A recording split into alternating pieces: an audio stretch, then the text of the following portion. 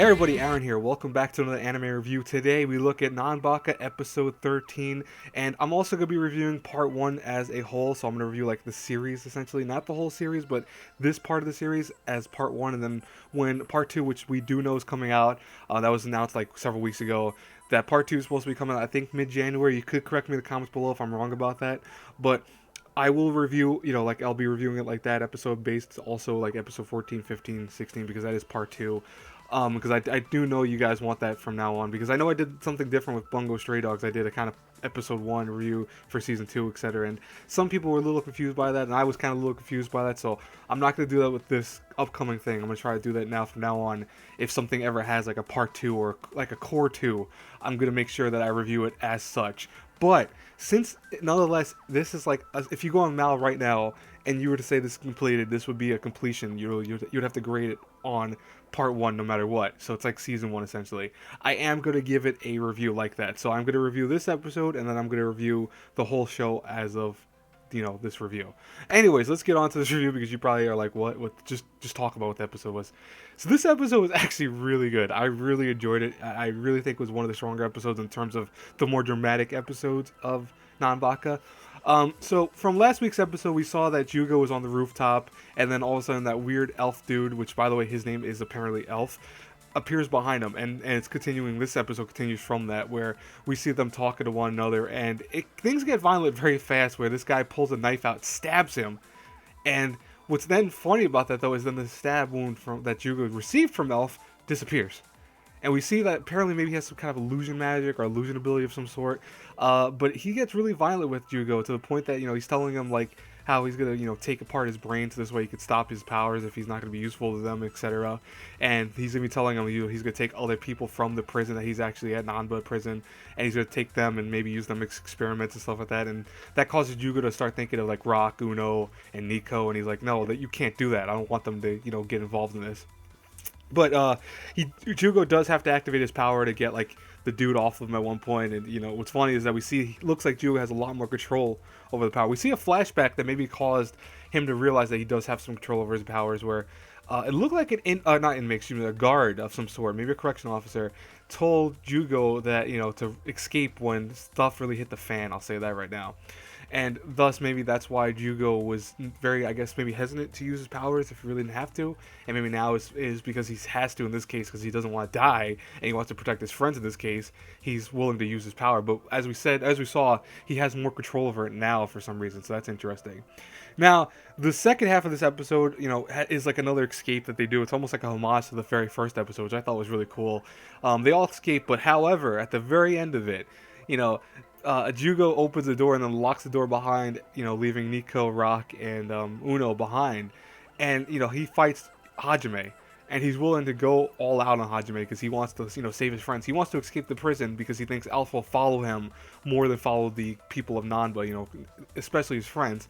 And Hajime and Jyugo fight each other, which is really, I think, probably one of the cooler scenes of this whole episode, to be honest. They had a really good fight. But of course, the blue-haired dude that's the other guard opens the door for them, allowing Uno and Rock to come in and kind of save the day and protect, Jyugo from doing any more damage than he currently is and stuff like that, and also protect himself. And, once again, they share this kind of brotherly moment, even though, I like how they go, if we escape the prison, we'll escape together. And Hajime's like, no, you're not going to escape the prison. In the background, I was cracking up during that.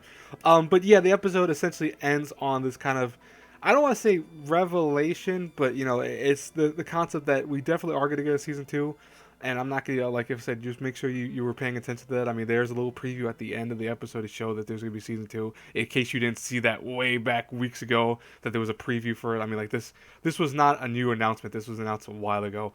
But I do love that the next episode is going to be aired. This is a comedy anime, which I think is funny, because I mean, definitely with some of these episodes, there have been more serious tone stuff. Now, so far, let's review this so far. I'm gonna review this like it doesn't have a part 2 to it. I want to review it just as if this is the only season to come out so far. The whole story of Nanbaka has been very simple, but I think one of the best things about it has been the characters and how they fuse a very comedic story into a serious story at times. Like, I mean, the whole concept of them being, inmates that were being experimented on and all this, and Jyugo and, the other flame dude, which I think his name is Musashi, I finally learned. you know, it leads to a very kind of dark tone to Nanbaka that I like how it brings it out once in a while but doesn't focus on it. I mean, Nanbaka for the first, like, I want to say 10 episodes was really more about comedy.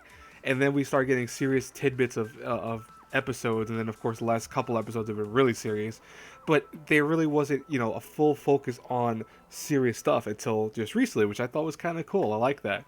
I know some people don't feel that the comedy was that great of the show, and I can understand that completely, and I will kind of dock the show a little bit for that, because I understand that comedy is subjective in its own right, and there is some moments where I feel like the comedy wasn't all that strong, but there was definitely moments where the comedy was really at its high points.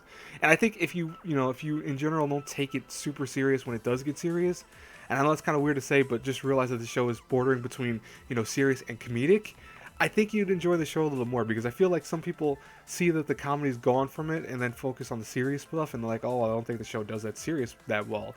But I say for a show that's very comedic, it does the serious stuff very, very well. That's one thing I like about the show.